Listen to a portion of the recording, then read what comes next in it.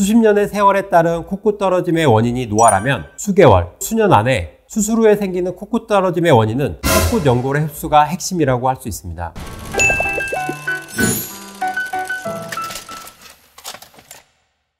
안녕하세요, 한주TV 임지호 원장입니다. 코 성형을 준비하신 환자분들이 자주 묻는 질문 중에 코끝 수술의 경우 나중에 코끝이 처져서 재수술을 해야 하나요? 걱정을 하시는 경우가 많습니다. 코끝을 안전하게 연골만으로 수술할 경우에도 연골 흡수는 필수적으로 발생하기 때문에 나오는 얘기인데요. 이번 영상에서는 코끝 처짐은 무엇이고 왜 발생하는지, 그 원인, 어떻게 예방할 수 있는지에 대해 알아보겠습니다.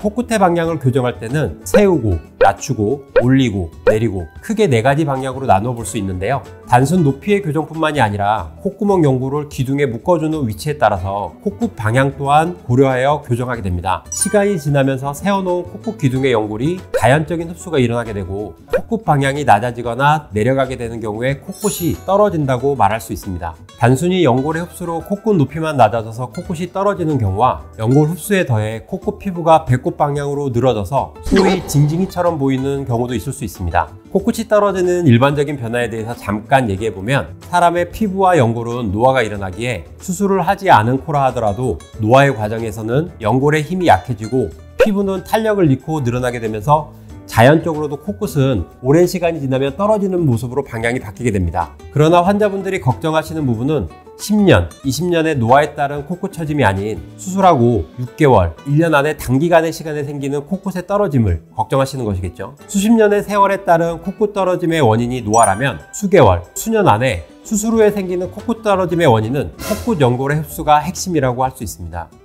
좀 더 자세히 살펴보자면, 코끝 수술을 할 때 안전한 수술을 진행하기 위해 코끝 부분에는 보형물이나 인공 연골을 사용하지 않고 순수 연골로만 수술을 하게 됩니다. 이때 기둥을 세워주는 연골과 코끝 모양을 잡아주는 연골 두 종류가 있게 되는데, 코끝 떨어짐에 주로 관여하는 연골은 기둥을 세워주는 연골입니다. 이때 연골은 합성된 재료가 아닌 사람의 생체 재료인데요. 생체 재료이기에 자가 연골이든 기증 연골이든 수술한 부위의 연골의 이식에 따른 생착 과정이 필요하게 되고, 생착 과정이 안정화되어 하는 과정에서 부분적으로 흡수는 필수적으로 발생하게 됩니다. 그런데 여기에 더하여 연골의 종류, 피부의 압력, 이식 부위의 움직임, 이 3가지 요소가 크게 연골의 흡수를 가속화시키게 되는데요. 수술 후 자연적인 흡수 이상으로 연골의 흡수가 가속화될 시에는 코끝이 떨어지는 변화를 겪게 됩니다. 각각을 쉽게 살펴보자면, 말랑한 연골일수록 흡수가 많고 지지하는 힘이 약하며 떨어짐을 일으킬 가능성이 많고, 피부가 두껍거나 잘 늘어나지 않을수록, 즉 탄력성이 부족할수록 피부 밑에 연골을 누르는 피부의 힘이 강해져 연골의 추가적인 흡수를 일으킬 수 있습니다. 피부가 자연스럽게 늘어날 수 있는 정도보다 더 높은 코끝을 세울 경우 피부를 늘려놓은 힘이 강하면 강할수록 돌아가려는 힘도 강해지기에 연골에 작용하는 압력이 커지게 되는데요. 이는 연골의 추가적인 흡수를 일으킬 강력한 원인이 됩니다.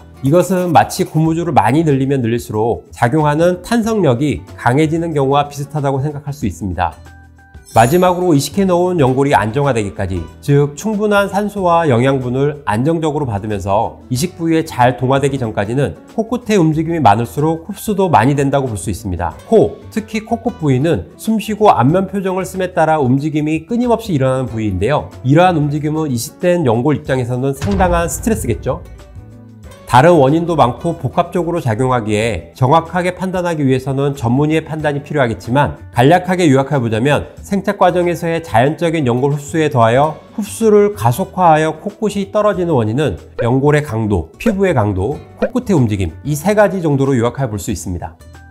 이제 예방법에 대해서 얘기해 볼게요. 당연히 원인을 해결하는 것이 예방하는 방법이 되겠죠. 일단 기초적으로 자연적인 미세한 흡수를 보완하기 위해서 재료별에 따른 각각의 본래의 흡수 정도와 피부 타입을 고려하여 미세한 과교정은 필수적으로 하게 됨을 수술 상담을 해보셨다면 들어보셨을 겁니다. 여기에 더하여 코끝 처짐을 예방하기 위해 앞서 말씀드린 3가지 원인을 고려하게 되는데요. 연골의 경우에는 연골이 생착이 잘 되었다고 해도 성장을 하거나 자라는 경우는 없으므로 어느 정도 흡수되는지에 대한 판단이 주가 되게 됩니다. 이때 기존 콧구멍 연골과 비중격 연골의 크기, 두께, 단단함, 모양, 지지력 등 다양한 요소를 고려하게 됩니다. 기둥에 덧대는 연골을 선택하게 되는 데 있어 기초가 되는 비중격 연골이 단단하고 지지력이 좋으면서 콧끝 높이의 변화를 많이 줄 필요가 없는 경우에는 귀연골로 기둥을 세우기에도 충분하겠지만, 그 외의 경우에는 비중격 연골 연장술, 비중격 연골이 부족할 경우에는 늑연골 순으로 연골 지지력 보완과 연장이 필요할 수도 있습니다. 그리고 원하는 높이에 따른 지지력의 차이도 생기기에 이에 따른 충분한 재료를 선택하여야 합니다. 그리고 피부 압력을 고려하여야 하는데 피부의 탄력도, 두께, 텍스처 등을 상담 시에 파악하여야 하고 이러한 요소들이 피부가 늘어나는 정도에 따른 각각의 변화 스펙트럼을 파악해서 어떤 부위를 어느 정도 늘릴지를 결정하여야 합니다. 이에 따라 수술 전체의 박리 범위를 결정하게 되고 피부가 많이 두꺼운 경우 피부를 얇게 깎아주는 방법, 비주 부위 인대나 피부 인대의 절개술도 필요할 수 있습니다. 다소 복잡하죠?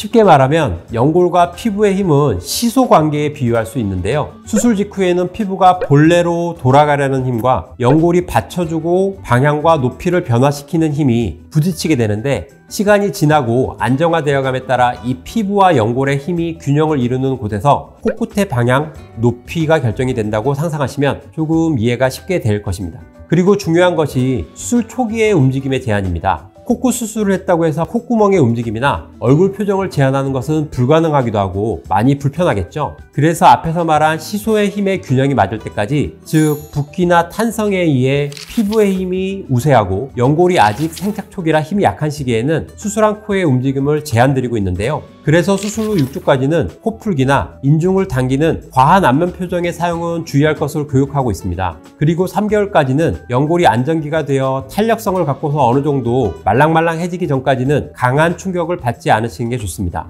오늘은 콧구 수술 후 콧구 처짐에 대해서 알아보았는데요. 처음부터 피부의 특성이나 원하는 코 모양, 높이, 그리고 연골 상태, 크기와 강도 등 많은 것을 고려해서 종합적으로 판단한 다음 최선의 재료를 선택하고 무리한 수술을 진행하지 않는다면 콧구 처짐에 대한 불안감은 어느 정도 해소할 수 있을 거라고 생각됩니다. 그러기 위해선 항상 전문가와 충분한 상담을 통해서 정보를 얻고 결정해야 한다는 점 알고 계시죠? 지금까지 하이엔드 TV 임지용 원장이었습니다.